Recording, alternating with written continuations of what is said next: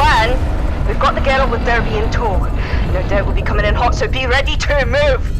The damage from where I'm standing seems to be a wicked kind of bad. Acknowledged. I'll leave the car running then. You just get here. Let's move it! Come on! There should be a set of pressure doors ahead. Just follow the bodies. Can't imagine those doors holding for long. Alex, I feel a presence beneath. Something of incredible power, but in great pain. I can feel it through the floor, the walls, the stories that the Myr tell about the depths.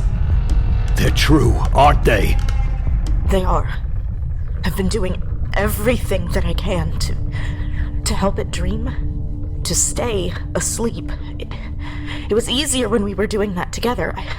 I felt my hold on it slip when I was pulled out of the water. I've been so damn careful. Alright, you listen to me this time, the both of you. We talk on the move, got that? Fantastic. Used to be that the only monsters I believed in were the ones up top the core. Guess seeing's believing. What the fuck was that thing? What are we dealing with here? It's confusing. They call it the Leviathan. Spliced it like they did the Myr. Fused their tech to it. Manufactured a life, but couldn't figure out how to make the controls work right. They went too far this time. They really went too far. And that's where you came in. Control. When I was a kid, I used to sing to the sea. Or more specifically, to the whales. Before I realized they were all dead. When I got older, it became kind of a comfort thing. When I felt most alone. Nobody ever noticed until 5 years ago. When it heard you, so did Kraken. When they figured out some random girl was able to not only make contact where they'd failed, but to relax her. That's when they came for me. Amplified my powers with their tech, but it was barely enough. I did everything I could just to keep it subdued.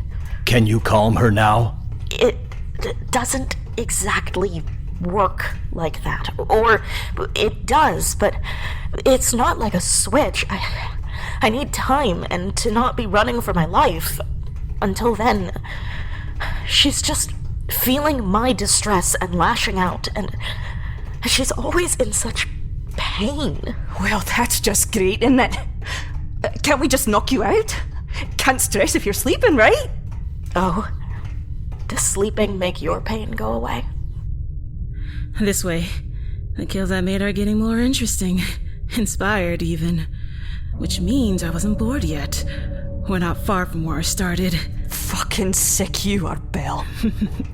Pretend that you don't love the killing, hero. I know better. I've seen the way you fight. Take notes. You're gonna love my work in the atrium. Oh, you just keep pushing and... Oh, shit! That atrium of yours better not be too much farther.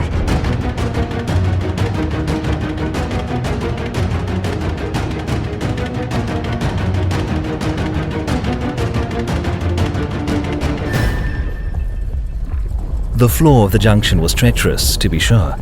Uneasy ground splitting at the seams, buckling under the colossal strength of the Leviathan.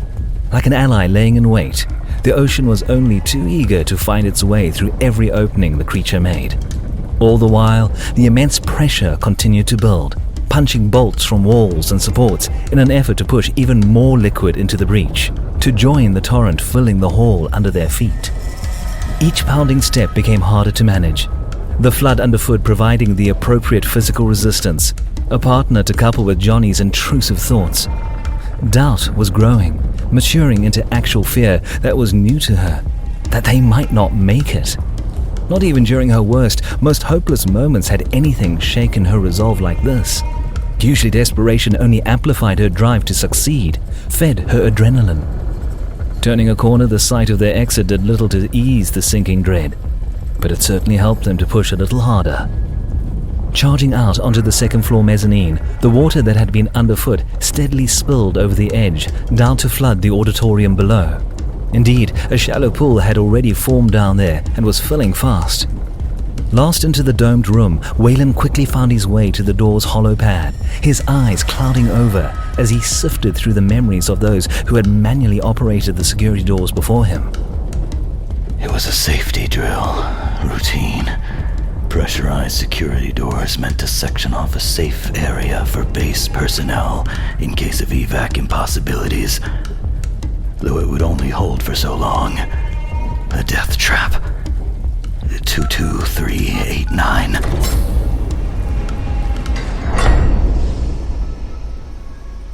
Not gonna lie. I was starting to wonder if you folk were gonna make it or not. If there had been any small moment, any chance to indulge in the relief that might have come along with slipping past this clear and present danger, the man standing on the other side of the room had stolen that. Unfortunate timing, executed flawlessly. Without a doubt, the only thing that was keeping us safe, at least for the moment, was the empty air between the balconies we stood upon. I, of course, knew who he was, or at least what he represented.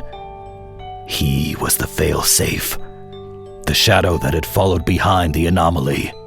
Lin Feng Mian's boogeyman, executioner and cleaner both, sent to preserve the secret we had uncovered, that a Kraken executive had died during a heist, a misstep that had lost them control of their most valuable weapon, that mere men had stolen fire from the gods, that those same gods were fallible, and that if they were fallible, they could be challenged. This is what Lin had meant when she said that I doomed the both of us by digging this case up again. By speaking her name, was Kraken so powerful as to be alerted to the very memory of such an event? The utterance of a protected name? Were the ripples truly that strong? How far did this conspiracy actually run? Whoever you are, this isn't the best time for a standoff. Let's be generous and say we're a few minutes out from this place, finding its way to the bottom of the drink. A rain check, perhaps? Kill you later, maybe? Funny. A rain check. Kinda hard to cash that in nowadays, don't you think? It's always raining in Neo Atlantis. It can't rain all the time. Save your breath, Jonny. I'm afraid self-preservation isn't going to be on this one's list. Is it, Mr. Indri? Indri? The gentleman? I thought he was dead. So did I. But here he is, isn't he? Walking, talking, breathing perfectly good air. Hoping to do some killing soon, too. Am I right? I'm afraid so, Miss Bell. Seems I'm on the clock for Kraken again. Or so I've been told. Wasn't given much of a choice in the matter. Just a humble slave to the powers that be. You know, we look up and see man-made gods, and hell, they'd profess to just that if they ever deemed to speak to us. Problem is, ain't no god I know who'd offer me a spot in their heaven. And figuring out how to imitate Lazarus isn't any proof of divinity to me. Watch your step, Mr. Indri. It was you, wasn't it? That came from me after I stuck my head up from the canals. I didn't catch a look at you before you blew your own full head off. That'll be enough, Mr. Indri. Enough conversation. You have a job to do. Finish it. Kill them. Return Alex Webb to us. Alive. Reckon that was likely me. Heard about it secondhand.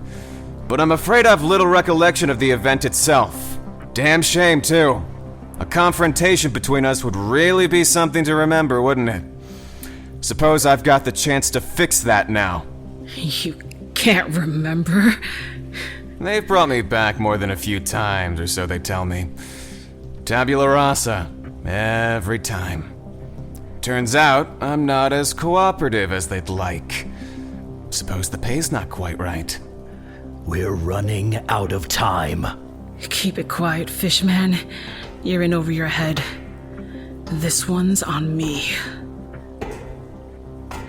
At the end of the day, that's what we sold our souls for, isn't it, Mr. Indri?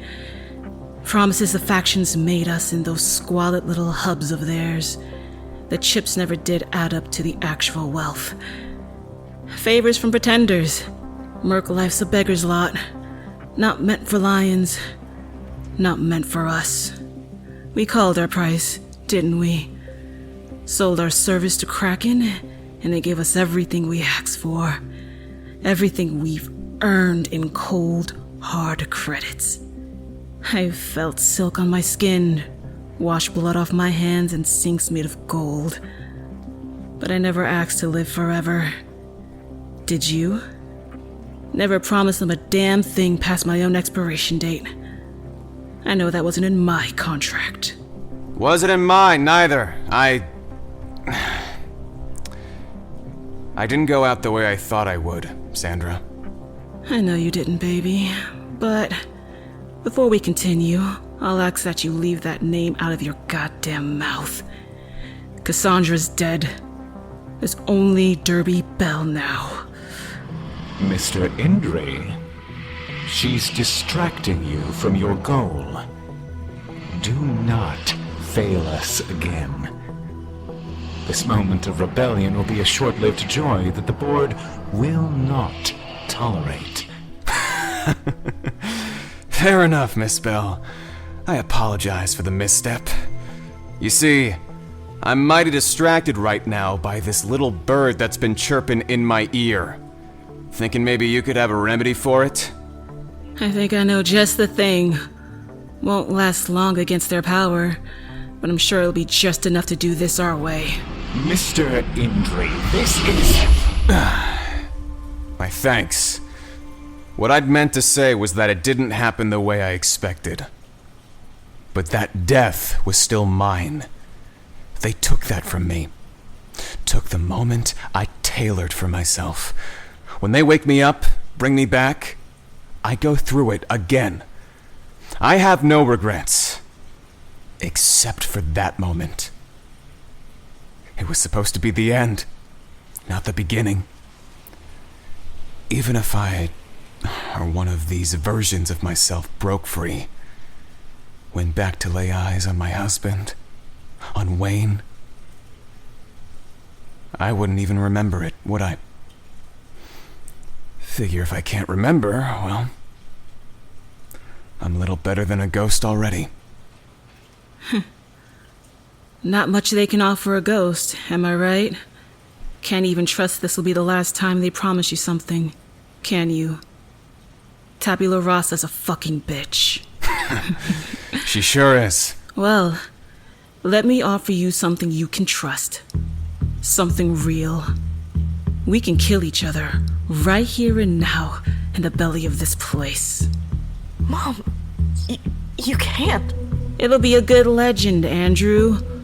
One lost with us. Think of it. Just you and me. Oh, they'll wonder about it topside. Those unfit to even lace our boots. They'll dream about how this went down. Kraken sent you to retrieve my daughter, didn't they? Kill the rest of us, I assume. Choice seems clear to me. Be the dog of your master's desire, and choose the death you deserve. Right here. Right now. With me. Alright, I see your play, Miss Bell. You're angling to get the best of me quick enough to catch up to your friends. I'm afraid it won't go the way you want it to. I suppose we'll have to see about that. You mercs get my daughter home. I'll be along shortly. Mom! You've got to trust me, baby girl. This won't be the first time I rise from the ashes. I'll be damned if it's the last. Go on now. I'll be right behind you. You won't. Come on, sweetheart. We might still have enough time to make it out of here.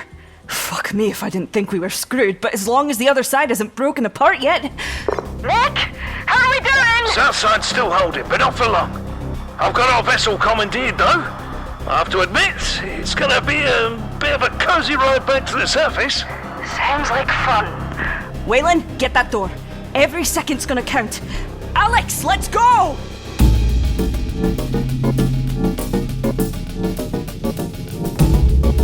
Jonny clasped her hand onto the wrist of Alex Webb, dragging her almost slack body along one foot after the other, while the Siren stole one last look back at her mother. There was a smile on the woman's face as she drew the blade off her back. The grace in her practiced movement was as natural to her as breathing. With one final tug through the door that might lead to their escape, Alex lost sight of her mother forever. She never witnessed that wry smirk falter as her battlesuit deployed a stimulant to combat the wound Waylon had gifted her. With any luck, the numbing agent would last long enough to make this a death worth dying for. In one fluid motion, Derby pitched herself over the rail of the mezzanine to drop onto the floor below with a splash that seemed to separate the water beneath her for a moment. She spun her blade with a slow, practiced flourish, the tip skimming across the surface of the water. An invitation to her partner for what would surely be their first and last dance. How the gentleman found his way down to meet her, she'd never know. He was just there. His presence disturbing the surface of the water less than even the strangled droplets trickling down from above. With a flick of his wrists, the top joint of each of his fingers unclasped, becoming its own anchor to a molten line of monofilament, much like the one that was drawn over the edge of her blade. 8 whips, no thicker than fishing line, and every one of them able to finish this duel on contact. She was impressed, though she wouldn't have the time to acknowledge it. They'd never tested their skills against one another before, at least not like this. Sure, she had heard all the stories, even watched him work. The last time, the only time they'd met, had been a game of cat and mouse through the canals where a freak accident had taken him out of commission before she had the chance to. She'd asked the gentleman for a dance, and without a doubt, that was precisely what she'd been given. The blade that had become her signature had almost sprung to life on its own, a natural extension of self, an expression of spirit. It whirled expertly, arcing in almost every direction at once, her defense an impenetrable sphere against an onslaught of glowing serpent-like whips. First blood would, without a doubt, be the last in this clash. This was impossible. Indri was nowhere near as accomplished a psychic as she. There was somehow, unbelievably, no opening. No moment her senses weren't screaming in her mind about some new and immediate danger. It was only a matter of time, she realized with a smirk. This was it, her moment. Not how she expected it would come, but hers all the same. When you see me, you should think of fire. Risen from the ashes, again and again.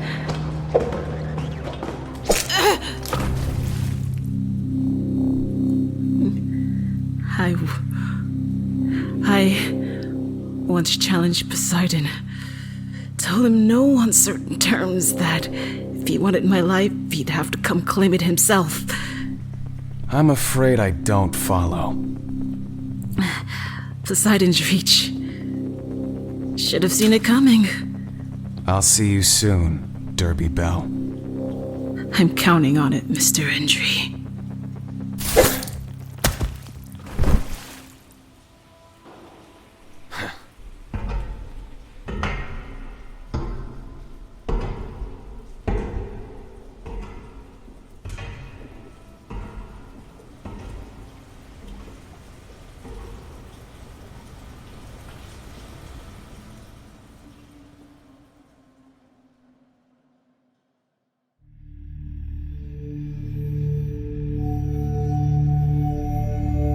You've been listening to Cybernautica Undertow, brought to you by Red Fathom Entertainment.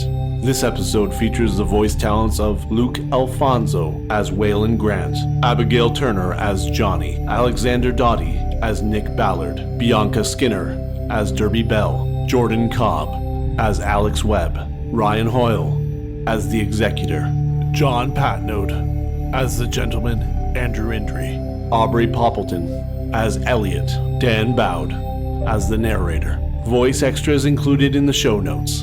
Undertow is directed by Amanda Hufford, written by Damian Szydlo, sound design by Chris Henry, with script editing by Jupiter Sanders. A special thank you to all of our incredible Patreon and Indiegogo backers who contributed funding to make this return to Neo Atlantis possible. If you'd like to support Red Fathom Entertainment in continuing to create Cybernautica and other great audio drama stories, please stop by our website at www.cybernauticapod.com and find any number of ways to support the show, as well as follow us on Twitter at Cybernauticapod. We hope to see you again in Neo Atlantis, listener. Look to the sea.